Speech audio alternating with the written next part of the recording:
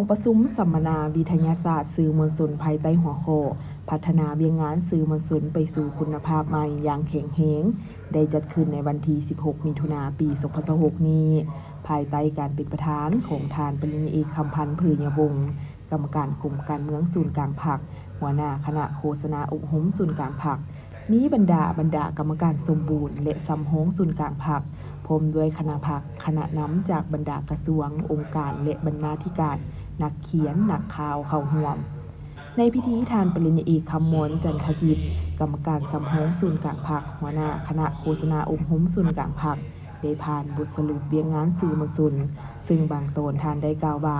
ตลอดระยะ76 ปีภายใต้การนำพาของพรรคสื่อมวลชนทุกประเภทได้เติบใหญ่ขยายตัวทางด้านปริมาณคุณภาพรูปแบบการนำเสนอและได้รับการพัฒนาอย่างต่อเนื่องในแต่ละระยะ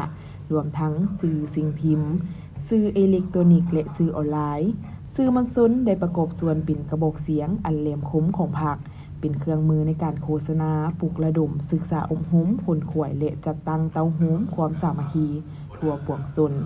ทั้งเป็นเครื่องมือในการต่อสู้ทัศนะผิดเขตตีถอยทำนองบิดเบือนใส่หายปลายสีของคนบ่ดีนับมือวงไว้ทันการและจะแจงพร้อมทางประกอบส่วนอย่างตั้งหน้าเข้าในไสสนะของการปฏิบัติในแต่ละระยะในโอกาสนี้ทานปริญญาเอกคำพันธ์ เผยยวงศ์ได้มีคำเห็นโตของประชุมว่าการพัฒนาเวียกงานสื่อมวลชนต้องดำเนินไปเคียงคู่กับการคุ้มครองและนำใช้